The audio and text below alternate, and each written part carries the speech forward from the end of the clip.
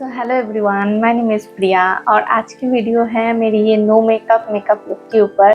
बहुत ज़्यादा एफर्टलेसली आप इसको क्रिएट कर सकते हो विद इन 4 या 5 मेकअप प्रोडक्ट्स के साथ।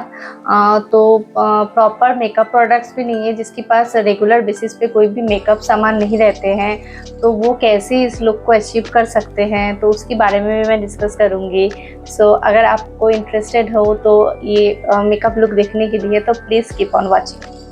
मेकअप स्टार्ट करने से पहले बहुत ज़रूरी है कि हम अपनी फेस को अच्छे से प्रेप कर लें। तो मैं मॉइस्चराइज़र लगा ली हूँ, उसके ऊपर से सनस्क्रीन भी अप्लाई कर चुकी हूँ और लिप्स को भी हाइड्रेट करना बहुत ज़रूरी होता है।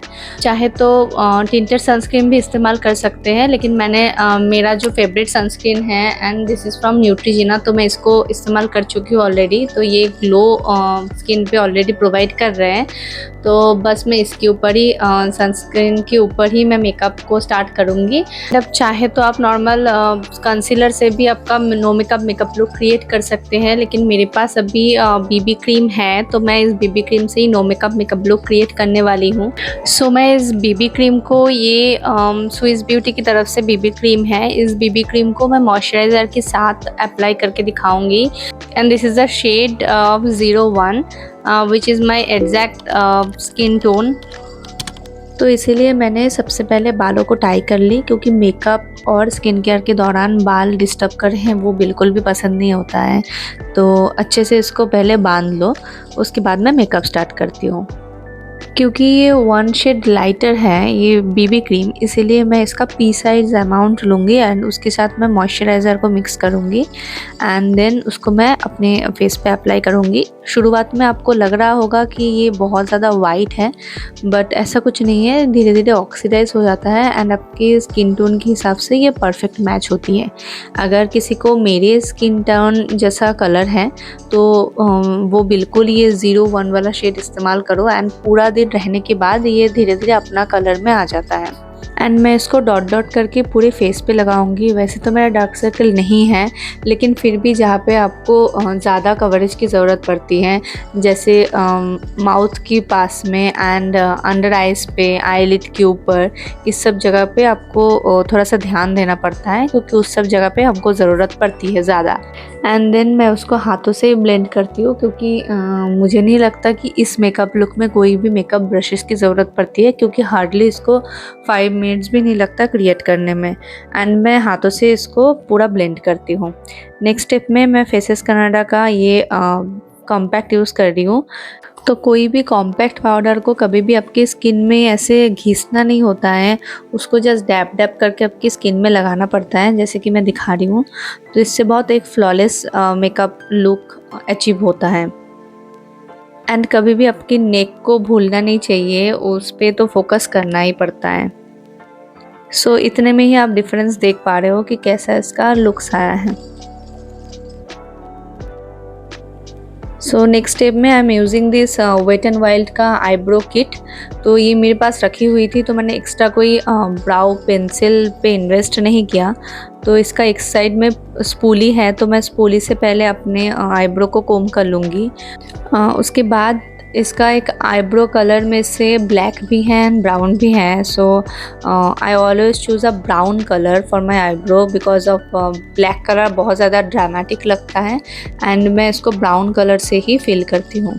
एक प्रो टिप देती हूँ, सामने की जो आईब्रो पार्ट है उसमें कभी भी ज़्यादा आपको आईब्रो पाउडर नहीं लगाना चाहिए, क्योंकि उसको आप ज़्यादा लगाओगे तो आपका जो फेस है बहुत ज़्यादा ड्रामेटिक दिखेगा।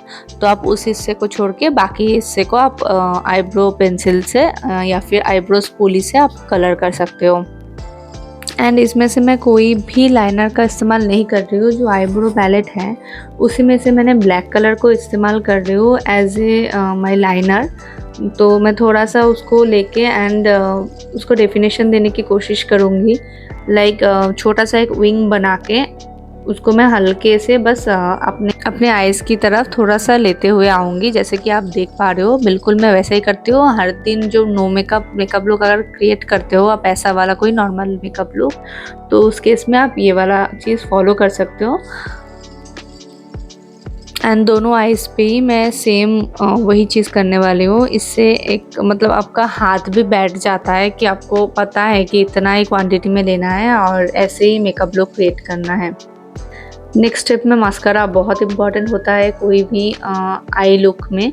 तो मैंने आई लुक के लिए ये मार्स का ही मस्कारा है, तो मैं इसको ही लूँगी। एंड ये भी मेरे पास रखा हुआ था, मैंने कोई भी एक्स्ट्रा कुछ भी चीज़ें अलग से ख़रीदा नहीं है। तो जो आपके पास अवेलेबल होता है आप उसी से ही मेकअप लुक को क्रिएट कर सकते हो, आपको कोई एक्स्ट्रा चीज़ की ज़रूरत नहीं पड़ती है। एंड मैं काजल लेके उसको बस अपने वाटर लाइन पे हल्के से उसको ड्रॉ करूँगी। तो बहुत सारे लोग वाइट कलर का भी काजल इस्तेमाल करते हैं अपने वाटर लाइन पे, लेकिन वो डेली लाइफ के लिए मुझे सूटेबल नहीं लगता है। सो मैंने नॉर्मल काजल ही अप्लाई करती हूँ। एंड ब्लश के लिए मैं नॉर्मल कोई भी अपने ब्राउन कलर का लिपस्टिक उठा लेती हूँ। एंड आई शेडो के लिए भी सेम उसी को ही इस्तेमाल करती हूँ। इसके ऊपर मैंने एक शॉर्ट वीडियो भी अभी डाली थी, तो इसीलिए मैंने ऐसे ही हमेशा ही blush and eye shadow create करती हूँ।